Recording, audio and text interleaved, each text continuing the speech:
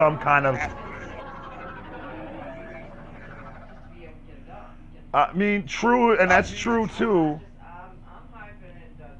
No, I mean, I'm hoping it doesn't either. But if they do, then they at least need. I mean, I'd rather you make the process longer than just make it so that people could get a gun and just carry it under their waist with nobody seeing it, and they get some idiot that does not right in the head carrying a firearm gets pissed off for some reason and just decides to shoot somebody in a standard donut shop line because he had to wait 20 minutes to get a donut. You know what I mean? But that's what I mean. But but that's what yeah, that's exactly what I mean. I'd rather the process be longer and you had to take that class so that you understand and people can start to learn, okay, I don't think this guy needs to be carrying a firearm. You know what I'm saying?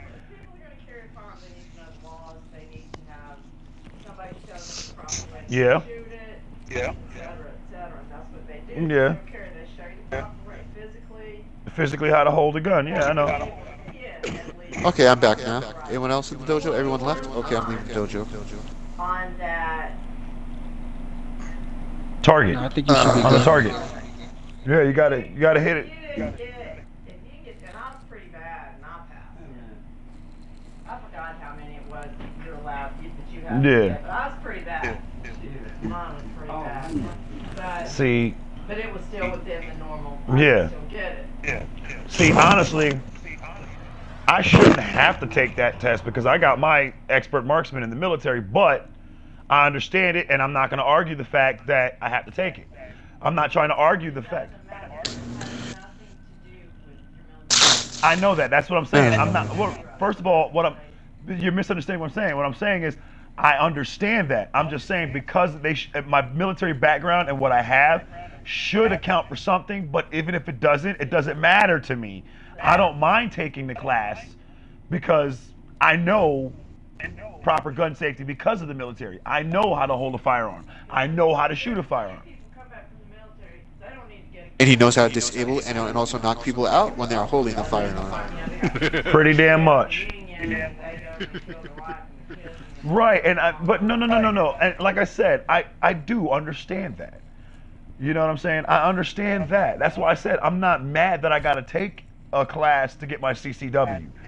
You know what I'm saying? I don't mind it, and I'll gladly take it to get my CCW. But I really don't want my CCW because I want a thigh rig. I mean, it's not going to do me any good if I got to wear the thigh rig under my jeans. Oh. What's a tire? Right, no, and there's going to be places that I would have to probably get, but then at that point I would get my shoulder rig so that I could carry it inside places underneath my jacket. You know what I mean? So I'll get my shoulder rig for that one, but... Oh. I don't give a shit if they know I'm carrying. I want motherfuckers to know I got that shit on you. Think twice, bitch. Think twice. Twice. I do know one thing for sure. Okay, so I do have a question about actually going to a gun safety class, right? Okay. Can I take the class first before buying a gun, or do I need to have my own gun then take the class? It's probably better if you have your firearm before you take the class for your concealed carry, because you have to know your firearm. Every firearm is different. You don't want to go to a concealed carry class and be carrying your best friend's firearm, because if you don't know the gun, you don't know how much recoil it's got. You don't know how it fires. You don't know if it's single or double action. I mean, these are things you need to know. You need like me, for example. I didn't own a gun. right. I did not own a gun. Also, so I do need to own a gun in order to actually go into gun Right, safety class. but you gotta think your instructor was a friend, so you can trust his firearms. You just had to, you just had to use it. Right. All right. Right, you got to shoot 50 times. I know that. I'm just saying.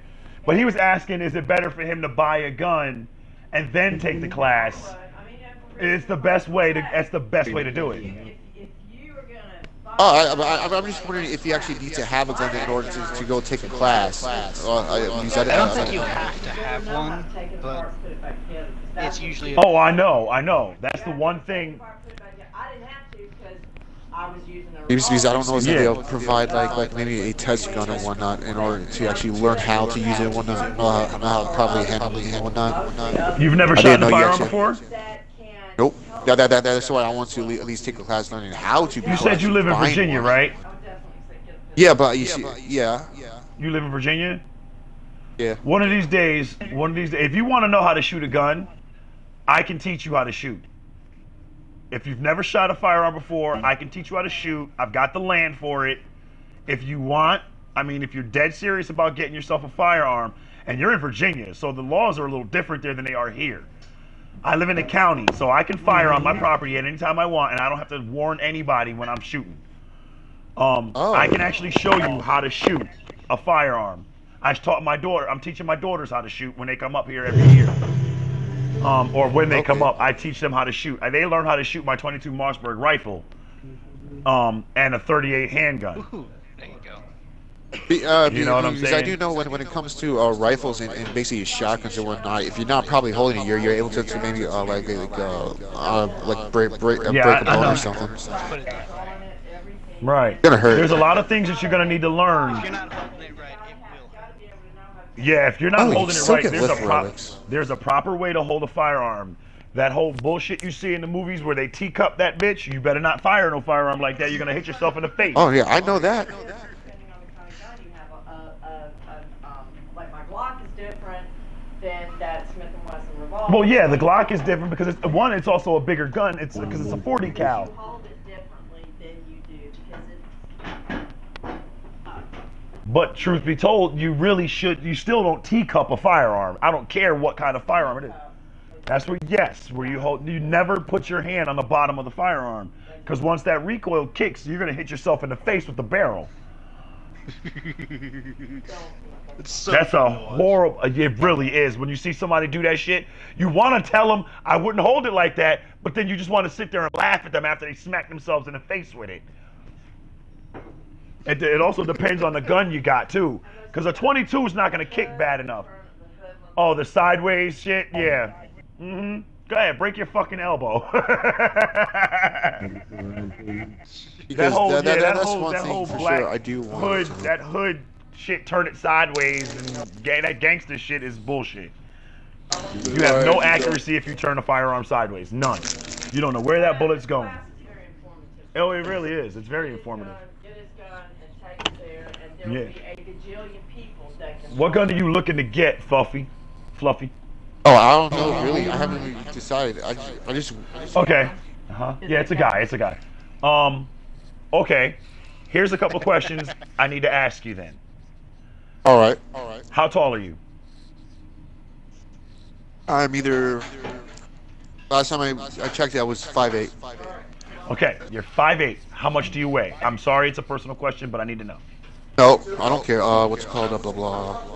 I have to reweight myself. I think I weigh around maybe 180, maybe now 170 nowadays. 170, 180. Yeah. All right, which Something. means your hands are regular. You got average size hands. You got an average build. Tell him to a local gun shop and let them. I would say personally, if it was me, I wouldn't get a full-size firearm. For you, I would get a compact. If you're going to get a semi-automatic, I would get a compact because it'll fit Compact? squarely in your hand. Compact, C-O-M-P-A-C. Oh, compact. Right, get a compact. Don't get a full-size, and don't get a subcompact. Subcompact is too small. But get a compact. It'll fit perfectly in your hand, M4. and it's got a bit of a recoil, but it doesn't have as much as a full-size. All right. I would get, if you're going to get a semi-automatic, but Tano, a new alert has begun. It will be marked on navigation. I know, I'm just pointing him in the right direction. I'm getting there, babe. I mean, I'll take any advice, really. He does it. He's 5'8", 180. He's got average hands. Yeah, I wear extra large gloves.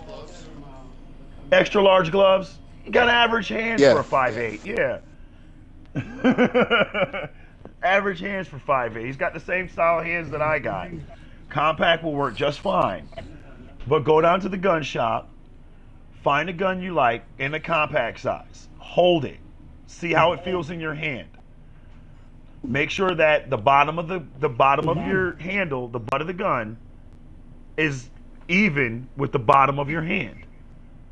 You Okay. don't want to have when you fold your hands over, your fingers over. You don't want your pinky to go underneath the bottom of the gun, the bottom of the hand. Okay. Okay. You want it to fit Right. squarely on the handle. All your fingers should hit that handle. And then, of All right. course, put it in both hands.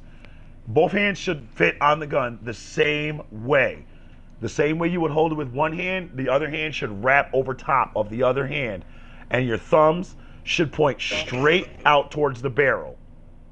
Don't hold them up in the air. Don't cup them inside. You know what I'm saying? Yeah. And then see how it feels in your hand.